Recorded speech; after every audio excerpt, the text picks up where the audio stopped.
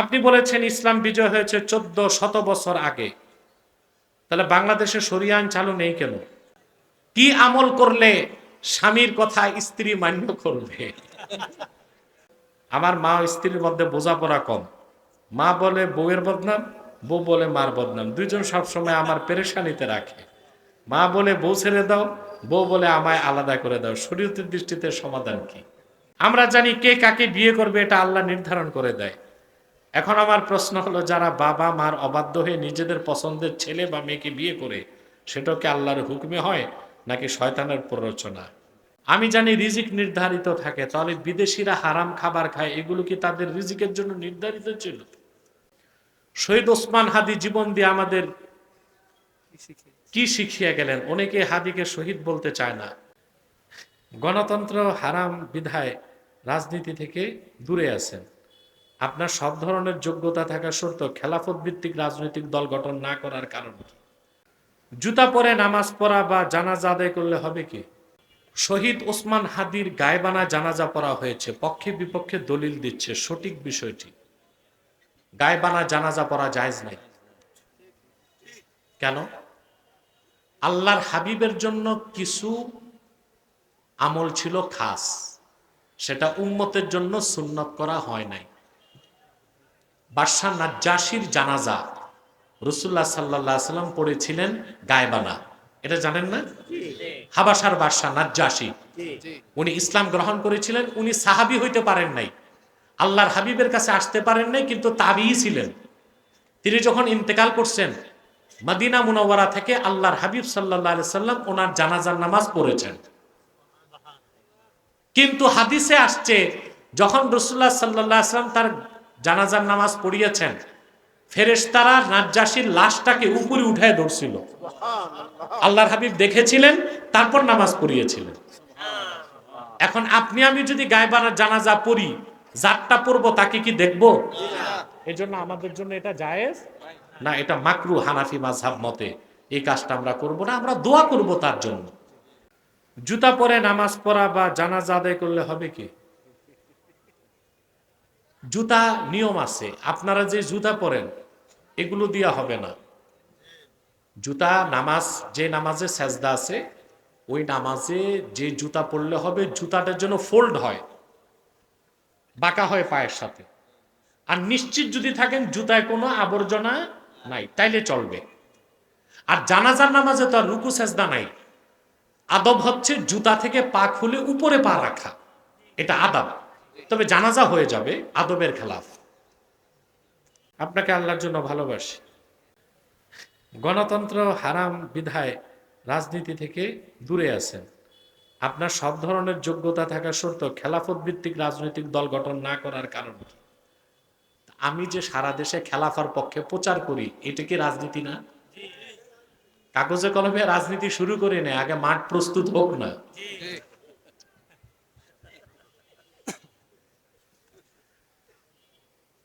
নির্বাচনের কারণে সব ধরনের ওয়াজ মাহফিল বন্ধ ঘোষণা করা হয়েছে, এটা তো শুনি নেন। প্রস্তাব করছে, কিন্তু আমি তো সরকারকে বলছি এই কাজ করা ঠিক হবে না। বরং রাজনৈতিক দলের নেতারা মাহফিলে যাবে না, এটা শর্ত থাকতে পারে। মাহফিল মাহফিলের মতো হতে হবে। আপনারা যদি এই কাজ করেন, তা আগের ফেসিবাদ আর আপনাদের মধ্যে পার্থক্য কি? এটা করাও আপনাদের উচিত হবে না সরকারের। আপনি বলেছেন ইসলাম বিজয় হয়েছে 1400 বছর আগে, তাহলে বাংলাদেশে শরিয়া আইন চালু নেই কেন? আরে বাবা, ইসলামের একটা অংশ হচ্ছে ইসলামী শরিয়া আইন, এটা পূর্ণাঙ্গ ইসলাম না। ইসলাম পরিপূর্ণ বিজয় হয়ে গিয়েছে 1500 বছর আগে। ইসলামের একটা অংশ শরিয়া, শরিয়ার অংশ হচ্ছে আহকামে শারঈয়া, ইসলামী আইন। কথা বলেন, এটা রাষ্ট্রীয়ভাবে নাই, এটা আমাদের ব্যর্থতা, আমাদের পরাজয়, ইসলামের পরাজয় না। ব্যক্তিগতভাবে তো আমরা ইসলামের আইন মানতেছি। যারা খাঁটি মুসলমান তারা জেনা করে, সুদ খায়, ঘুষ খায়, নামাজ ছাড়ে। দিন আছে আমাদের মধ্যে, রাষ্ট্রীয়ভাবে দিনের হুকুমতটা নাই। এটা আমাদের ব্যর্থতা, আমাদের পরাজয়, ইসলামের না। এইটা যদি না বুঝেন তো মুসলমান হইবেন কবে? শহীদ ওসমান হাদি জীবন দিয়ে আমাদের কি শিখিয়ে গেলেন? অনেকে হাদিকে শহীদ বলতে চায় না। যে লোকটা মুসলমান ছিল, দেশের পক্ষে কাজ করছে, আমরা তো মনে করি সে শহীদ। শহীদ না বলার কি কারণ আছে? সে শিখায় গেছে যে জীবনভর রাজনীতি করতে হবে ভারতের বিরোধিতা করে। একই দিনে নির্বাচন ও গণভোট হলে কতটুকু অবাধ, সুষ্ঠু, নিরপেক্ষ হবে? আমি তো গণভোটই চাই না।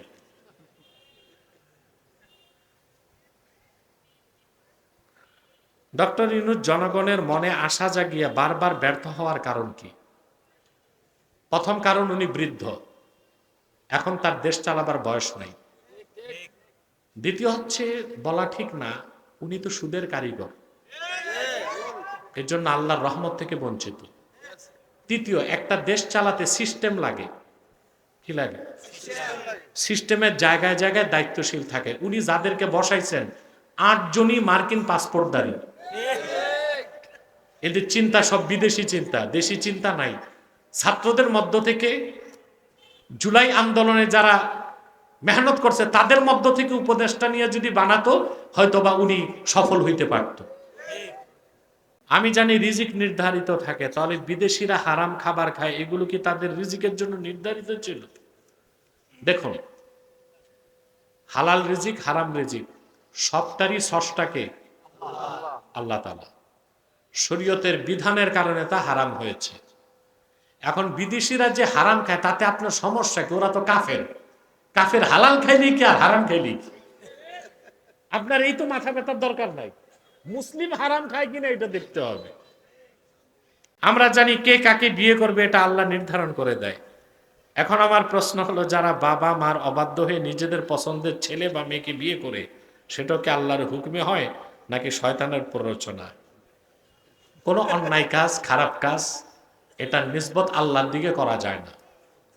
খারাপ কাজ হয় শয়তানের প্ররোচনায়।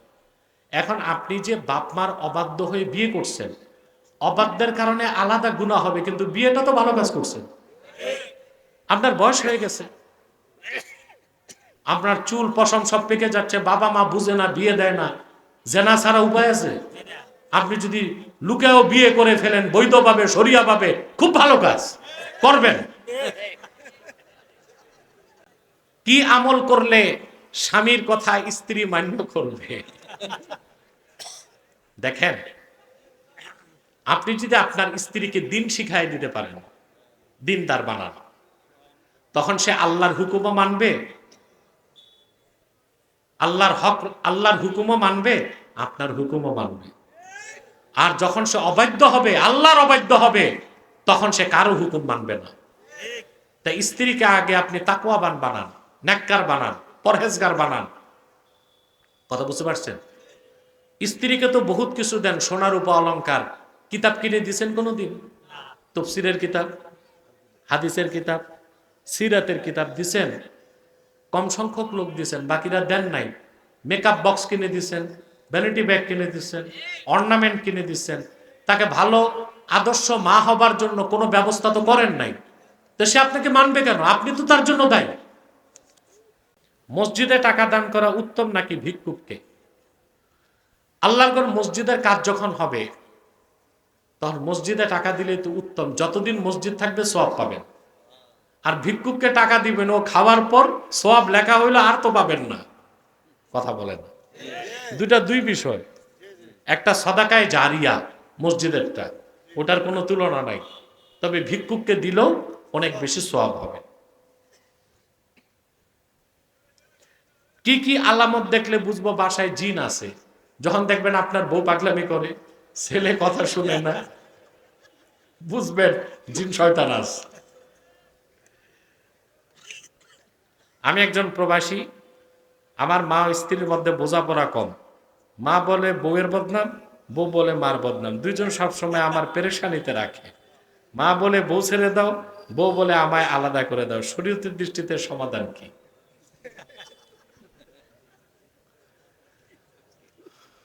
দেখুন,